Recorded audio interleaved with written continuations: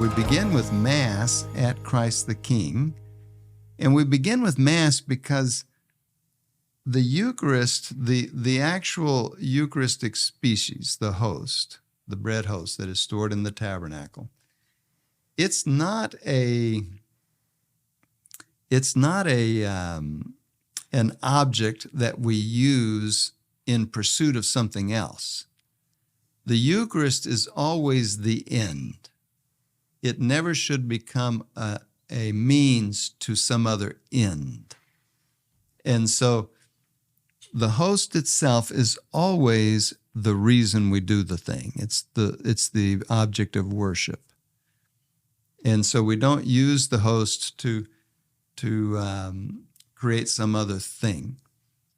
Now, we begin with Mass because that's what the Eucharist is. It is the celebration of the Passion of the Lord.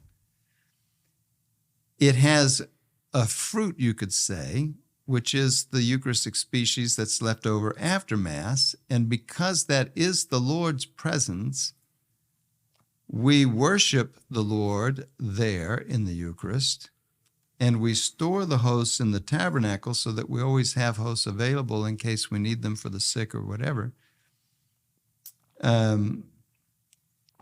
But the Mass then is always critical to our worship of the Eucharist. So think of it this way. So for example, if someone really loved Eucharistic adoration is a way of praying in which I go where there is the Eucharist, either in the tabernacle or exposed in a monstrance, so typically a church or a chapel. I go there and I spend time in that proximate presence of the Lord, where I'm physically close to Him, as a special way of praying. Okay. Imagine if someone loved to go to Eucharistic adoration, but they didn't like to go to Mass. And so they just never went to Mass. They just always went to Eucharistic adoration. From the Catholic theological perspective, that would be backwards.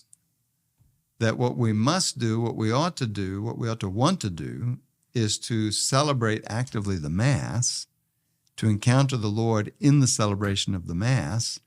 And we also, because of that experience, love to worship the Lord outside of the Mass in the Eucharistic species. And that's what processions do.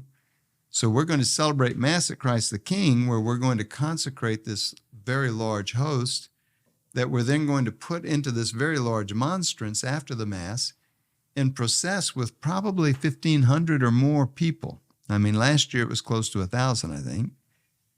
Oh, yeah. And I think expecting, this is, for those out there, this is a thing. This is going to be a thing, and it's going to grow. And so we start at the very front of Christ the King Church, and then we go to Cherry Street, where all those eating restaurants and bars are. We have sheriff's deputies that help us to close off the intersections. We go straight down, what is that, 15th Street? 15th Street. And then we turn up by the hospital on Boulder, I think it is, and then we head straight down to Holy Family Cathedral. So the total walk is, what, 1.5 miles or something? It's probably 1.5 miles, yeah, ballpark. So the total walk is not hard, and it goes at a slow pace, and we stop in several places along the way for benediction with the Blessed Sacrament. And there's songs, hymns that are being sung and prayers being prayed along the way. When we get to the cathedral, we have a final benediction in front of the cathedral. Everyone gathers. And then people can go in, if they like, to the cathedral and continue to pray. So it's an amazing event. It's a wonderful event. It serves two purposes. It gives us who are believers and Catholics the opportunity to extend the worship of God in the Blessed Sacrament out into the street and into a longer period of time after the Mass. And it gives us a way to do that publicly so that others, because those restaurants are full of people, and it's fun to see people coming out of the restaurants with their phones. Everybody films everything on the phone now, right? Phones are on, and they're taking video of this thing because they're just wondering, what in the world is this that's going on? If they've never seen it, they don't have any idea what it is. Some medieval ancient thing Yeah. with gold devices. Yeah. And then, of course, those things are all going to be posted.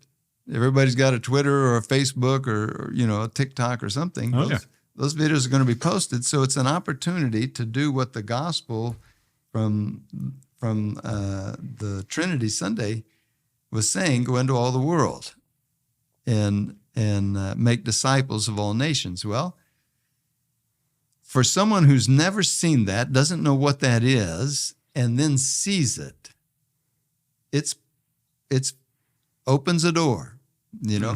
Perhaps the Holy Spirit wants to use that event and that sight to cause them to begin to ask questions. And maybe they show up in the RCI or the OCIA the next year, seeking to become part of the catechumenate and join the church. That all could happen. So some practical things about that night. It's May 30th. It's 6 p.m. Mass at Christ the King. And then the procession 7 to 9 and it's literally you're walking from Christ the King to Holy Family. Yeah. Can I drink water? Can I have a snack? Bring water, bring food, especially if you've got babies. Bring a hat. Yeah, it might be hot. There's a good chance. We're in Oklahoma, so you might need snowshoes or very light clothes.